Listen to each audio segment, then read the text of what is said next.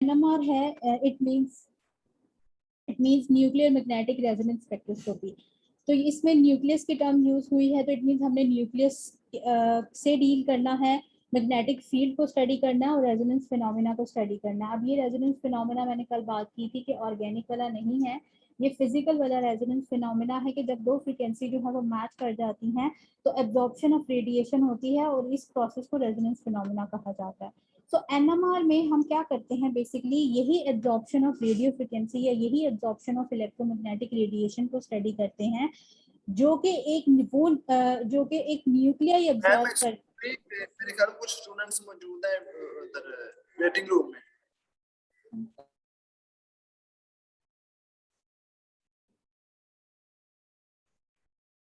ठीक है, अच्छा, तो यही फिनोमेना जो आपके पास है, जिसमें जो आपका न्यूक्लियाई है वो आपका जब उसको मैग्नेटिक फील्ड में रखा जाता है तो वो न्यूक्लियाई जो है वो उस मैग्नेटिक फील्ड के इन्फ्लुएंस में जाके क्या करता है, अपने आप को अलाइन कर लेता है मैग्नेटिक एक्सटर्नल मैग्नेटिक फील्ड के अकॉर्डिंग। या तो उसकी अलाइनमेंट विद द फील्ड होती है या अगेंस्ट द फील्ड होती है। अब हमने कल बात की थी कि जरूरी नहीं है कि सारे के सारे न्यूक्लियाई जो है वो अलाइन हो जाए विद द फील्ड, और ऐसा भी नहीं है कि आपके पास जो है वो न्यूक्लियाई जो है वो विद द फील्ड अलाइन ना हो।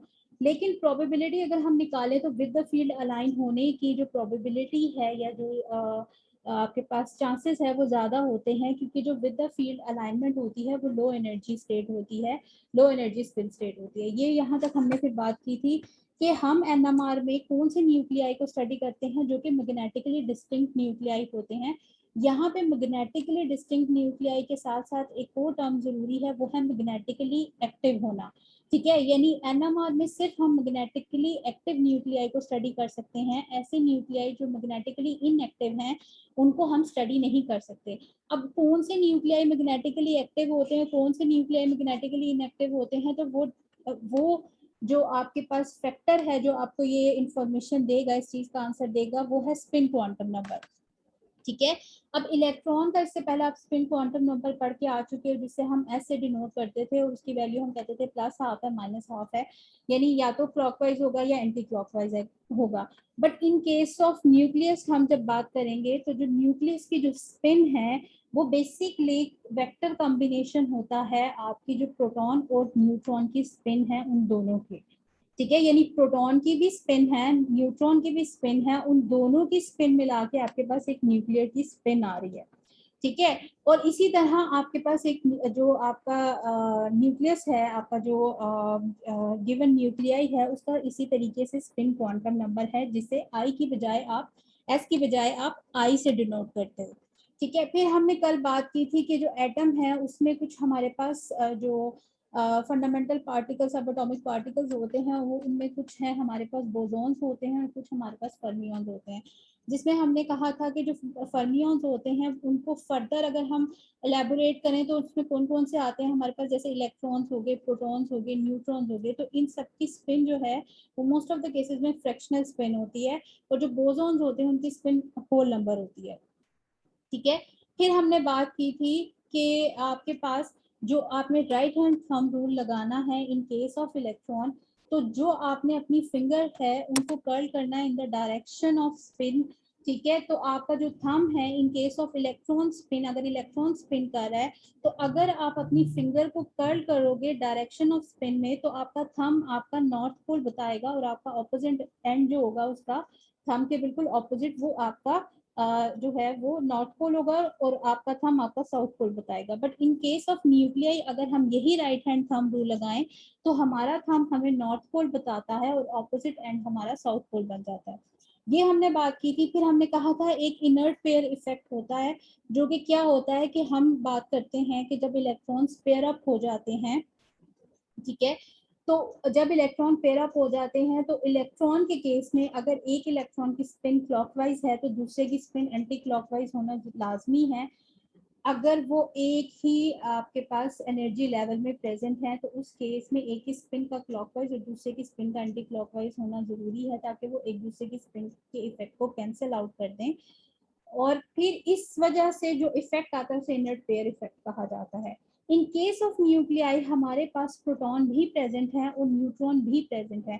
प्रोटॉन की भी स्पिन है क्योंकि प्रोटॉन एक चार्ज पार्टिकल है, और उसकी एक्सप्लेनेशन हमने इस तरह दी थी कि प्रोटॉन जो है वो क्वार्क्स मिलकर बना होता है। Just wait.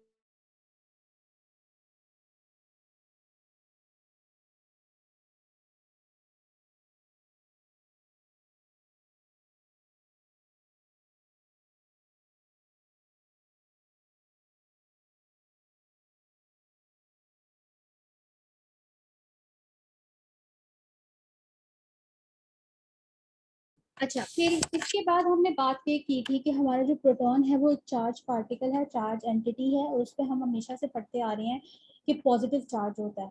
तो उसको हमने प्रूव किया था कि वो पॉजिटिव चार्ज कैसे आता है, कैसे हम प्रूव करेंगे कि वाकई में प्रोटॉन जो है वो एक पॉजिटिव चार्ज रखने वाली आपके पास एंटिटी है। तो उसकी हमने एक्सप्लेनेशन ये दी थी कि जो प्रोटॉन है वो क्वार्क्स से मिलकर बना होता है, जो कि टोटल 6 इन नंबर हमारे पास क्वार्क हैं, बट प्रोटॉन की फॉर्मेशन में हमारे पास 2 अप क्वार्क्स और 1 डाउन क्वार्क यूज होती है, जिसमें से 1 अप क्वार्क पे चार्ज +2e/3 होता है और 1 डाउन क्वार्क पे चार्ज -e/3 होता है। तो अगर आप ये ओवरऑल समेशन निकालोगे, सबको ऐड कर लोगे, तो ये आंसर आपके पास 1e आएगा। मींस कि जो प्रोटॉन है उस पे चार्ज पॉजिटिव है और वो इक्वल होता है इलेक्ट्रॉन के चार्ज के। यहाँ तक कुछ समझ आया?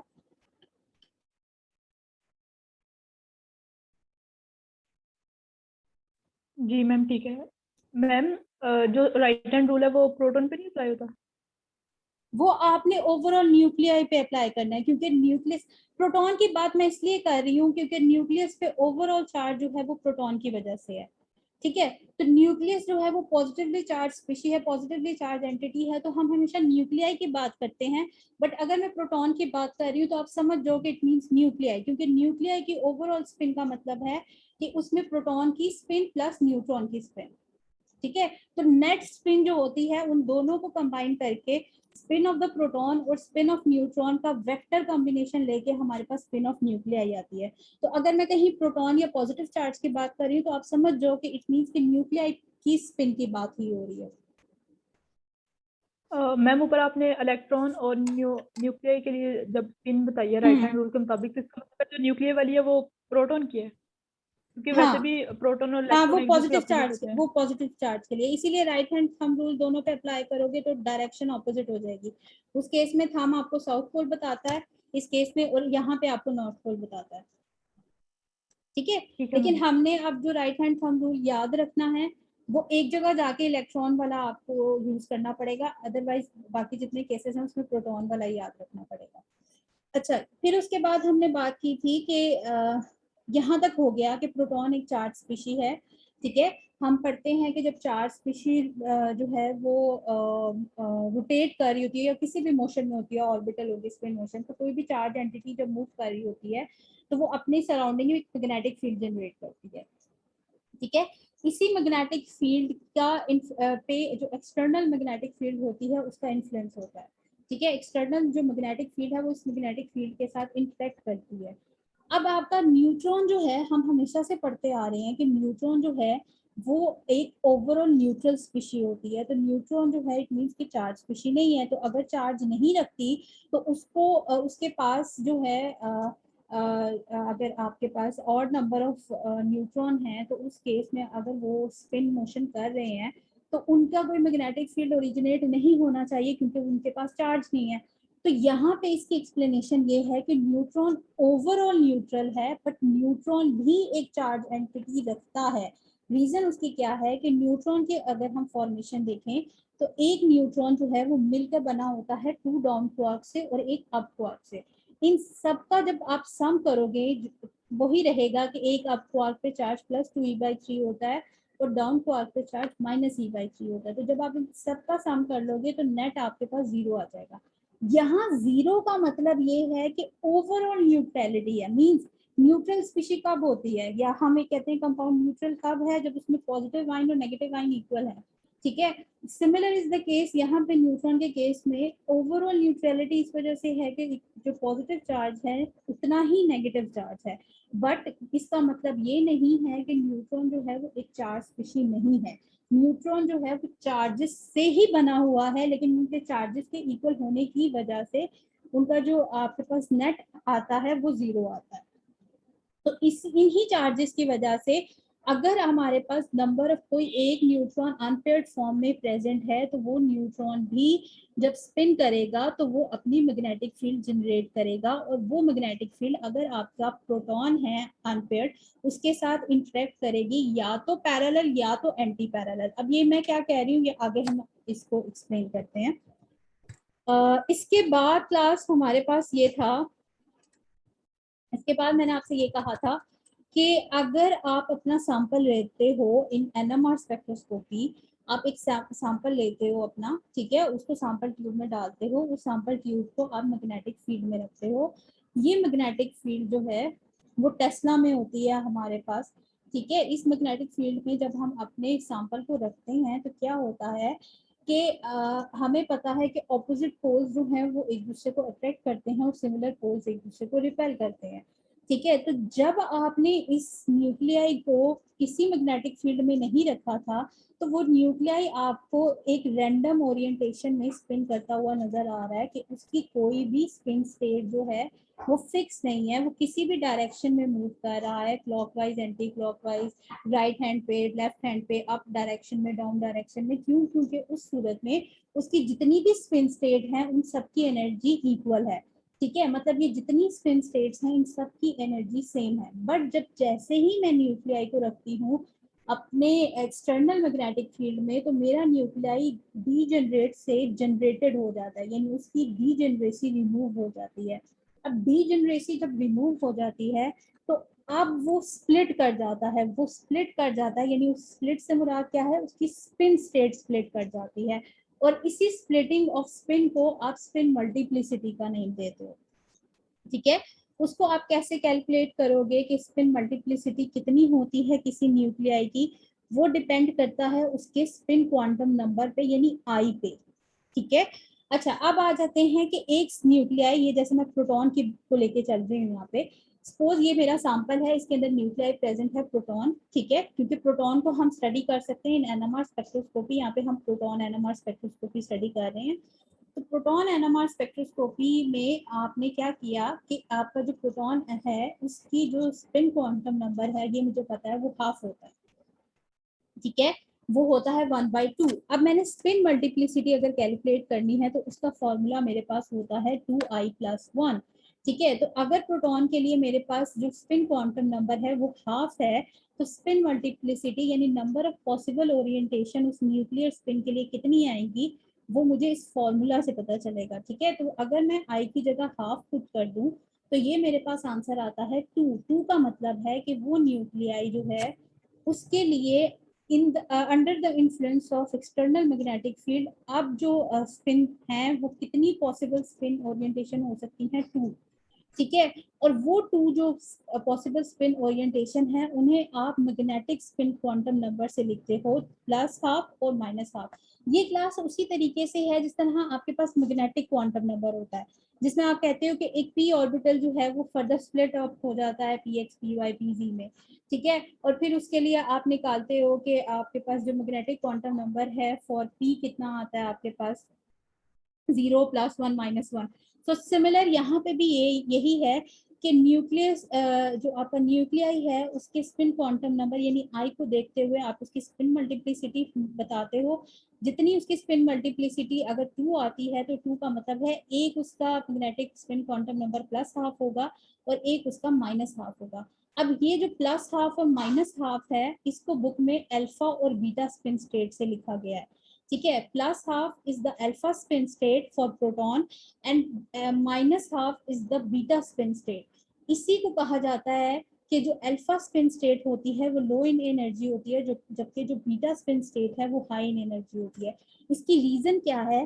तो जैसे मैंने आपसे कहा कि जब आप सैंपल को रखोगे जिसमें आपका प्रोटॉन न्यूक्लियाई प्रेजेंट है, ठीक है, आप प्रोटॉन एनएमआर को स्टडी कर रहे हो, मीन्स आपका न्यूक्लियाई प्रोटॉन न्यूक्लियाई है, तो आप क्या कर रहे हो कि जब आपने एक्सटर्नल मैग्नेटिक फील्ड में रखा तो अगर आपका न्यूक्लियर स्पिन कर रहा है इस डायरेक्शन में, ठीक है, ये जो एरो है इसी डायरेक्शन में आप अपनी फिंगर को कर्ल करो तो आपका थंब अपवर्ड जाएगा मींस आपका नॉर्थ पोल अपवर्ड है, साउथ पोल डाउनवर्ड है। अब मैंने यही रोटेशन क्यों फिक्स की है, तो ये हार्ड एंड फास्ट रूल नहीं है, आप किसी और डायरेक्शन में भी कर सकते हो, ठीक है। क्योंकि जब आपने जब उसको एक्सटर्नल मैग्नेटिक फील्ड में रखा है तो उसको ये न्यूक्लियाई रैंडमली ओरिएंटेड है, किसी भी एक रैंडम ओरिएंटेशन को पकड़ के आप जो है अपना ये रूल अप्लाई कर सकते हो, ठीक है। तो हमने यहाँ पे सपोज किया कि हमारा न्यूक्लियाई जो है वो इस डायरेक्शन में अगर स्पिन कर रहा है और ये मेरा नॉर्थ पोल है, ये साउथ पोल है, तो अब क्या होगा कि मेरा न्यूक्लियाई अपने आप को अलाइन करने की कोशिश करेगा विद द फील्ड। और विद द फील्ड अलाइनमेंट कब होती है, जब ऑपोजिट पोल्स एक दूसरे के सामने आ जाते हैं, मींस नॉर्थ के सामने साउथ आ जाता है, सिमिलर आपके पास यहाँ पे नॉर्थ एंड साउथ एक दूसरे के सामने आ जाते हैं, तो ये ऑपोजिट पोल्स हैं और ऑपोजिट पोल्स के इन बिटवीन अट्रैक्शन डेवलप हो जाती है। उस अट्रैक्शन का रीजन क्या मैंने बताया था, क्योंकि इस केस में जो मैग्नेटिक लाइंस ऑफ फोर्सेस होती हैं वो आपस में एक दूसरे के साथ पैरेलल हो जाती हैं, तो इसी वजह से अट्रैक्शन हो जाती है। और जहाँ पे भी हम केमिस्ट्री में पढ़ते आ रहे हैं, अट्रैक्शन जहाँ पे भी डोमिनेट करती है, हमारी energy of the system, potential energy of the system decrease करती है। यहाँ तक समझ आया? जी मैम। अच्छा, अब अगर मैंने कहा था आपसे कि अब ऐसा पॉसिबल तो नहीं है कि सारे के सारे मेरे पास 10 न्यूक्लियाई हैं तो मैं कहूँ कि सारे 10 के 10 जो हैं वो अलाइन हो गए हैं विद द फील्ड। नहीं, हो सकता है कि 7 जो है वो अलाइन हो जाए विद द फील्ड या 8 अलाइन हो जाए विद द फील्ड, लेकिन 1 या 2 या 3 जो है वो अगेंस्ट द फील्ड भी अलाइन हो जाएंगे, ठीक है। तो अगर अगेंस्ट द फील्ड अलाइनमेंट है तो अगेंस्ट द फील्ड अलाइनमेंट कब होगी? अगेंस्ट द फील्ड अलाइनमेंट कुछ इस तरह से है क्लास, अगर आप यहाँ पे देखो, अगेंस्ट द फील्ड अलाइनमेंट तब है कि अगर आपके जो सिमिलर पोल्स हैं वो सामने आ जाए, ठीक है। ये एक न्यूक्लियर सैंपल है हमारा, इस केस इस डायरेक्शन में न्यूक्लियर स्पिन कर रहा है, फिर वो अलाइन हो गया है इस केस में विद द फील्ड अलाइन हुआ है। चूंकि प्रोटॉन की बात कर रही हूँ, प्रोटॉन ही समझो, तो ये प्रोटॉन की अल्फा स्पिन स्टेट है जिसके लिए आपका मैग्नेटिक स्पिन क्वांटम नंबर +1/2 है। अब एक उसकी जो हाई एनर्जी स्टेट है, जो कि वो एनर्जी स्टेट है जिसमें अलाइनमेंट ऑफ द न्यूक्लियाई है अगेंस्ट द फील्ड, ठीक है। अगेंस्ट द फील्ड कब है? जब आप सिमिलर पोल्स एक दूसरे के सामने आ जाए, नॉर्थ के सामने नॉर्थ आ जाए, साउथ के सामने साउथ आ जाए, तो उस केस में ये अलाइनमेंट जो है अगेंस्ट द फील्ड है, क्योंकि इस केस में जो मैग्नेटिक लाइंस ऑफ फोर्सेस हैं वो एक दूसरे से एंटी पैरेलल हो जाती हैं। और ये जो आपके पास इस केस में रिपल्शन प्रिडोमिनेट कर जाती है, और रिपल्शन जब बढ़ती है तो हम कहते हैं एनर्जी ऑफ द सिस्टम बढ़ गई है, ठीक है। तो यहाँ अट्रैक्शन ज्यादा है तो इस केस में इस स्पिन स्टेट की एनर्जी कम है, ठीक है। और यहाँ रिपल्शन ज्यादा है तो इस स्पिन स्टेट की एनर्जी ज्यादा है। इसी को कहा जाता है अल्फा स्पिन स्टेट और इसी को कहा जाता है बीटा स्पिन स्टेट, ठीक है। तो अब ये अल्फा और बीटा स्पिन स्टेट जो है इनकी एनर्जी सेम नहीं रही, एक इस एनर्जी जो है वो लो है और एक ही एनर्जी हाई है, ठीक है। तो ये अब आपस में क्या है, नॉन डिजेनरेटेड स्पिन स्टेट्स हैं फॉर द प्रोटॉन न्यूक्लियाई, या किसी भी ऐसे न्यूक्लियाई के लिए जिसका स्पिन क्वांटम नंबर हाफ हो तो उसकी स्पिन मल्टीप्लिसिटी 2 होती है, means under the influence of external magnetic field वो स्प्लिट अप हो जाता है। उसकी जो आपके पास स्पिन ओरिएंटेशन है, नंबर ऑफ पॉसिबल ओरिएंटेशन है, वो कितनी आती हैं? 2 आती हैं। और वो 2 कौन कौन सी होती हैं? एक होती है प्लस हाफ और एक होती है माइनस हाफ। प्लस हाफ को आप अल्फा स्पिन स्टेट कहते हो और माइनस हाफ को आप बीटा स्पिन स्टेट कहते हो, ठीक है। यहाँ तक समझ आ गया?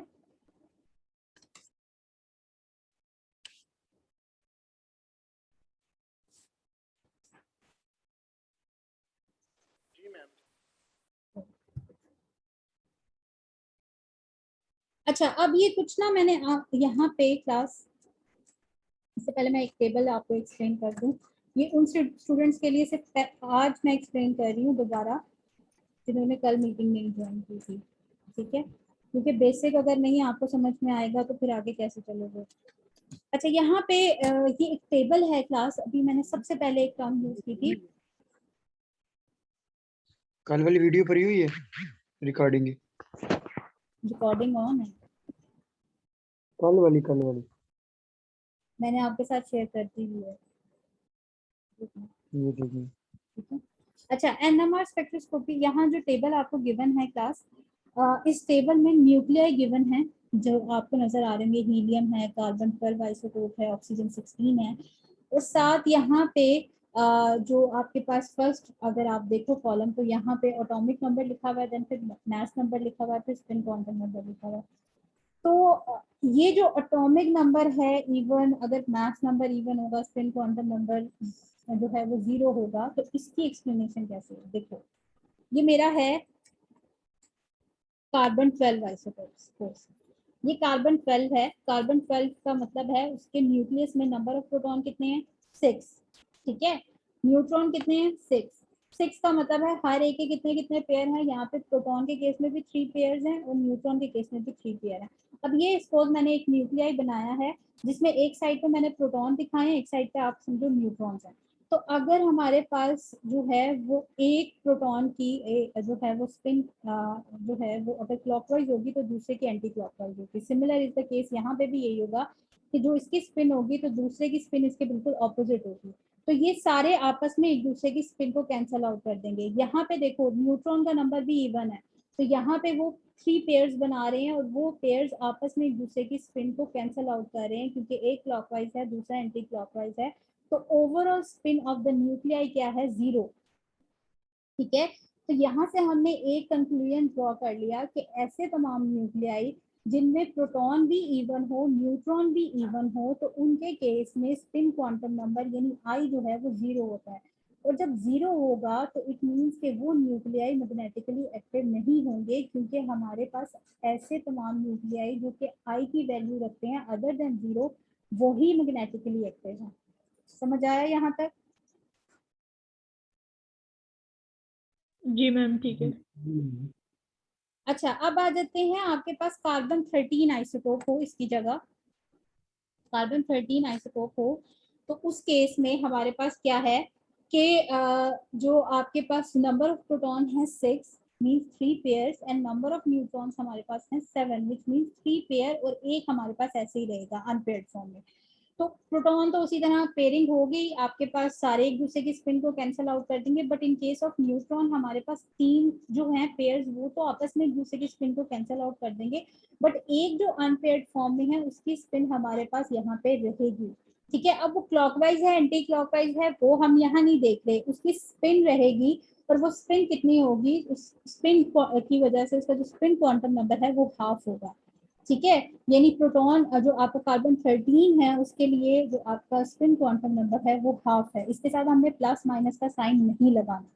ठीक है, प्लस माइनस का साइन हमने लगाना है with the magnetic spin quantum number. जो स्पिन क्वांटम नंबर आई है उसके साथ प्लस माइनस का साइन नहीं लगाना, तो जस्ट हम सिंपली इसको कहेंगे 1/2। और ये 1/2 क्यों कहा है मैंने फ्रैक्शन ही क्यों ली है, तो मैंने अभी इससे पहले हमने डिस्कस किया था कि जो प्रोटॉन न्यूट्रॉन्स और इलेक्ट्रॉन्स होते हैं उनकी स्पिन जो है वो आपके पास फ्रैक्शनल होती है यानी फ्रैक्शन में आती है। ठीक है, क्योंकि ये सारे के सारे फर्मियंस होते हैं। अच्छा, अब आ जाते हैं इसी टेबल पे दोबारा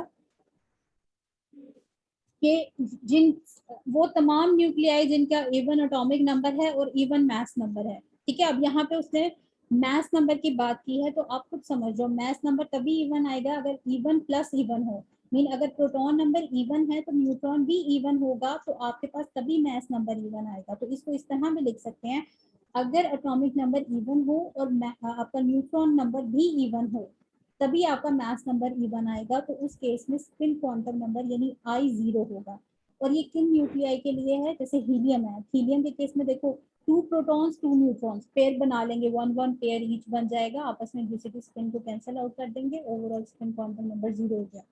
ठीक है, ऑक्सीजन के केस में 8 आपके पास 8 प्रोटॉन 8 न्यूट्रॉन 4 पेयर्स बन जाएंगे, इवन नंबर ऑफ पेयर्स हैं, कैंसिल आउट हो जाएंगे। बट हमारे पास कौन से ऐसे न्यूक्लियाई हैं जो एनएमआर एक्टिव हैं? वो हैं जिनके पास या तो आपके पास जो है वो एटॉमिक नंबर ऑड हो, ठीक है, और मास नंबर हमारे पास इवन हो। ठीक है, अब ये कैसे आया है कि अगर एटॉमिक नंबर ऑड है और मास नंबर इवन है तो ऑड प्लस ऑड वैल्यू यानी ऑड में ऑड ही वैल्यू को ऐड किया जाए तो आंसर क्या आता है? इवन। तो यहाँ पे अगर प्रोटॉन नंबर ऑड है तो न्यूट्रॉन नंबर भी अगर ऑड हो तो उस केस में मास नंबर हमारे पास इवन होगा और उस केस में स्पिन क्वांटम नंबर हमारे पास एक होल इंटीजर होगा। अब यहाँ पे ड्यूट्रियम का केस हम डिस्कस कर लेते हैं, बाकी आपको समझ आ जाएगी। ड्यूट्रियम आइसोटोप के केस में हमारा जो न्यूक्लियस है या न्यूक्लियाई है उसमें एक प्रोटॉन और एक न्यूट्रॉन प्रेजेंट है। प्लस माइक म्यूट करो, इस तरह पे ना मुझे डिस्टर्बेंस होती है। अच्छा, एक प्रोटॉन है एक न्यूट्रॉन है। अब आप मुझे खुद बताओ इसमें दो केसेस पॉसिबल होते हैं कि या तो उस प्रोटॉन की स्पिन और उस न्यूट्रॉन की स्पिन जो कि एक अनपेयर्ड फॉर्म में प्रेजेंट है, या तो ये पॉसिबिलिटी है उन दोनों की स्पिन आपस में पैरेलल हो। पैरेलल का मतलब है दोनों की स्पिन क्लॉकवाइज है, या फिर ये पॉसिबिलिटी हो सकती है हमारे पास कि प्रोटॉन की स्पिन क्लॉकवाइज है, न्यूट्रॉन की स्पिन एंटी क्लॉकवाइज है, या ये हो सकता है न्यूट्रॉन की स्पिन क्लॉकवाइज है, प्रोटॉन की स्पिन एंटी क्लॉकवाइज है। तो यहाँ हमारे पास दो पॉसिबिलिटी बन जाती है कि इन केस ऑफ ड्यूट्रियम आइसोटोप हमारे पास जो स्पिन क्वांटम नंबर है वो या तो 1 होगा या फिर 0 होगा। वो डिपेंड करता है कि जो स्पिन ऑफ प्रोटॉन है और स्पिन ऑफ न्यूट्रॉन है वो एक दूसरे से पैरेलल है या एंटी पैरेलल है। समझ आया यहाँ तक?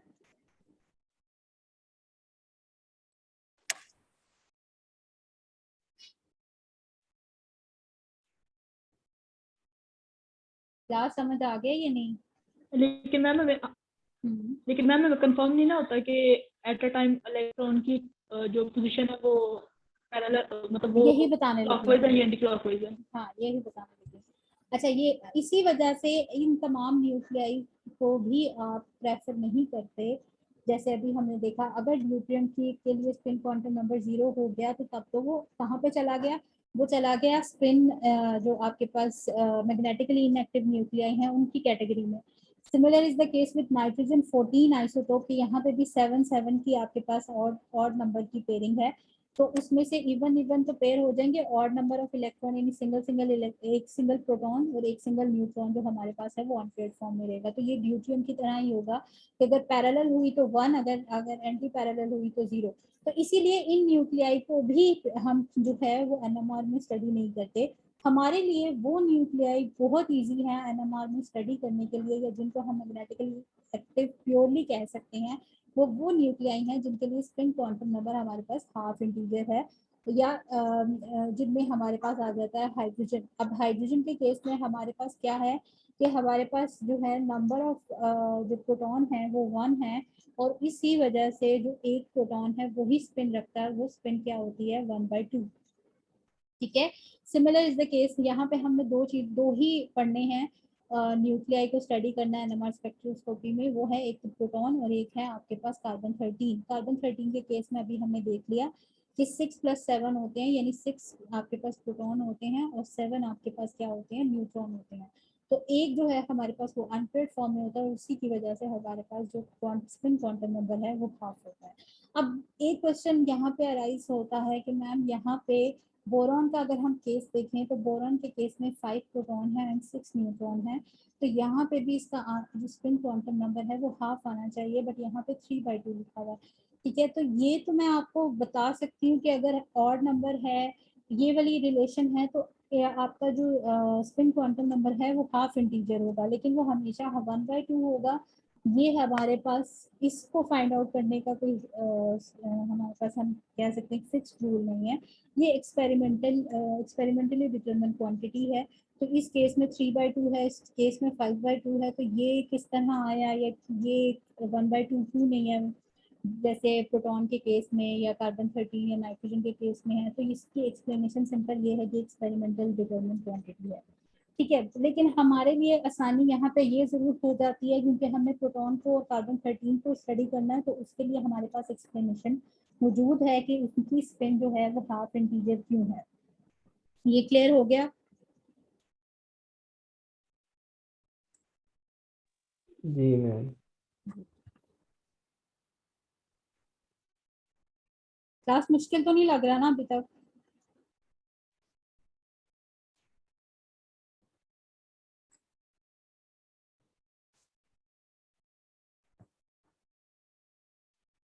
जवाब नहीं आया, इट मींस मुश्किल लग रहा है। अच्छा, अगर मैम सर पढ़ने गए हुए थे, लेट ज्वाइन किया, स्टार्टिंग से यहाँ तक से समझ आई है लेकिन शुरू से नहीं समझ आई। शुरू से आपने क्या पढ़ाया? शुरू से मैंने कल वाला लेक्चर दोबारा रिपीट किया, अब कल वाली रिकॉर्डिंग भी सुनना और आज वाली रिकॉर्डिंग भी सुनना, ठीक है। फिर अब जो नेक्स्ट लेक्चर होगा उसमें अगर इन केस नहीं समझ में आता कोई पॉइंट तो फिर उधर मैं वहाँ पे explain करूँगी। अच्छा, अब आ जाते हैं कि जो नंबर ऑफ पॉसिबल ओरिएंटेशन है या नंबर ऑफ पॉसिबल अलाइनमेंट है, उनको आप कैसे ड्रॉ कर सकते हो या उनको कैसे कैलकुलेट कर सकते हो। तो स्पिन मल्टीप्लिसिटी का फॉर्मूला हम यूज करेंगे। यहाँ पे मैं कोई सी 3 आपको बता दूंगी, बाकी आप खुद समझ जाना। अगर in case spin quantum number is equal to 0, ठीक है, ये वो न्यूक्लियाई हैं जो कि इवन एटॉमिक नंबर और इवन मास नंबर रखते हैं, तो उनके लिए i इज इक्वल टू 0 होता है। उनके लिए अगर हम स्पिन मल्टीप्लिसिटी फाइंड आउट करें तो वो 1 है, यानी इनकी एक ही ओरिएंटेशन है, ठीक है। इनकी स्पेस में एक ही ओरिएंटेशन है, जिस तरह एस के केस में हम बात करते हैं कि एस की स्पेस में एक ही ओरिएंटेशन है, तो इट मींस इसकी कोई मल्टीप्लिसिटी नहीं है। इसकी इन न्यूक्लियाई के केस में जब इनको एक्सटर्नल मैग्नेटिक फील्ड में रखा जाता है तो इनमें स्पिन मल्टीप्लिसिटी नहीं आती, ठीक है। इनमें डीजेनरेसी जो है वो रिमूव नहीं होती या ये जनरेटेड स्पिन स्टेट नहीं बनाते, ठीक है। तो यही रीजन इनका है कि इसी वजह से जब आपके पास जनरेटेड स्पिन स्टेट नहीं बनती, जनरेटेड का मतलब है कि ऐसी स्पिन स्टेट जो कि डिफरेंस इन एनर्जी रखती हैं, तो अगर आपके पास जनरेटेड स्पिन स्टेट नहीं बनेगी तो हम एनएमआर स्टडी नहीं कर सकते। तो यही रीजन है उन तमाम न्यूक्लियाई का एनएमआर इनएक्टिव होने का, कि उनके केस में स्पिन मल्टीप्लिसिटी हमारे पास क्या है 1, यानी कोई मल्टीप्लिसिटी नहीं है। अच्छा, अब आ जाते हैं I is equal to half हो जाए, जो कि प्रोटॉन का केस है, ठीक है, उससे पहले भी हम काफी दफा देख चुके हैं। तो उस केस में हमारे पास जो स्पिन मल्टीप्लिसिटी आती है वो आती है 2। इस 2 का मतलब है कि या तो वो अलाइन होंगे विद द फील्ड या वो अलाइन होंगे अगेंस्ट द फील्ड। तो अगर इसको मैं वेक्टर के थ्रू बताऊं आपको कि अगर आप इसको डायरेक्शन बताना चाहो कि ये 2 जो आपके पास स्पिन मल्टीप्लिसिटी आती है, तो ये 2 का मतलब क्या है कि एक आपके पास उसमें से लो एनर्जी होगी स्पिन स्टेट और एक आपके पास हाई एनर्जी स्पिन स्टेट होगी, ठीक है। यहाँ पे ये जो सेंट्रल पॉइंट है, ये वाला पॉइंट है, ये लो एनर्जी है और ये वाला हाई एनर्जी है। तो ये इस तरह है कि ये अलाइनमेंट विद द फील्ड है और ये अलाइनमेंट अगेंस्ट द फील्ड है। अगर आपके लिए ये इस तरह इजी है समझना, इस तरह समझ लो। अगर इस तरह समझना इजी है तो ये देखो, ये अलाइनमेंट विद द फील्ड है और ये अलाइनमेंट अगेंस्ट द फील्ड है, तो इसी को मैंने यहाँ पे इस तरह रिप्रेजेंट किया। समझ आ गया, ठीक है। इसको मैं कह सकती हूँ ये मेरे पास प्लस हाफ है और ये मेरे पास माइनस हाफ है, लेकिन ठीक है। मैम जो अंगेज का फील्ड होगा उसके अंदर पोल जो है वो तो सेम होंगे। हाँ सेम है ना, तो ये नहीं देखो मैम, ना, कहाँ सेम? यहाँ पे देखो, यहाँ सेम नहीं है। साउथ और नॉर्थ है मैम। कैसे? फिंगर कर्ल करो जिस डायरेक्शन में स्पिन हो रही है। हम आपको क्या बताएगा? Direction of north pole in case of हमें नहीं। न्यूक्लियर। जिस जिस डायरेक्शन में मैंने ये एरो लगाया ना, इसी डायरेक्शन में अपनी आपने फिंगर जो है वो कर्ल करनी है, ठीक है। और जो थंब आपका जिस पॉइंट पे होगा वो थंब आपको बताएगा, ये जो एरो है इट मींस ये थंब है आपका, समझो। ये थंब जो आपको जी बता रहा है ये डायरेक्शन ऑफ नॉर्थ पोल है, तो ये नॉर्थ और नॉर्थ एक दूसरे के सामने आ गए हैं और ये वाला एंड जो है वो साउथ पोल हो जाएगा। आप कंफ्यूज कर रहे हो मुझे लग रहा है राइट हैंड थंब रूल को, जब आप, मैंने एक इलेक्ट्रॉन के लिए बताया, एक मैंने आपको न्यूक्लियर यानी प्रोटॉन के लिए बताया। तो प्रोटॉन के केस में थंब नॉर्थ पोल बताता है, इलेक्ट्रॉन के केस में थंब आपको साउथ पोल बताता है, ठीक हो गया मैम। ठीक है। अच्छा, ठीक। अब आ जाते हैं कि अगर आपका स्पिन क्वांटम नंबर 1 हो, ठीक है, 1 हो तो स्पिन मल्टीप्लिसिटी कितनी आएगी? यहाँ पे आई की जगह हम 1 पुट कर दें तो 2 × 1 + 1 = 3। इट मींस कि स्पिन मल्टीप्लिसिटी 3 है, तो नंबर ऑफ पॉसिबल ओरिएंटेशन इस केस में क्या हो जाती है? 3। अब 2 तो मुझे पता है कि 2 कौन सी हो सकती हैं, एक अलाइनमेंट विद द फील्ड हो सकती है, एक अलाइनमेंट अगेंस्ट द फील्ड हो सकती है। ये जो थर्ड वन आई है स्पिन स्टेट या ओरिएंटेशन, वो कौन सी होगी? वो ये ओरिएंटेशन होगी परपेंडिकुलर टू द फील्ड, ठीक है।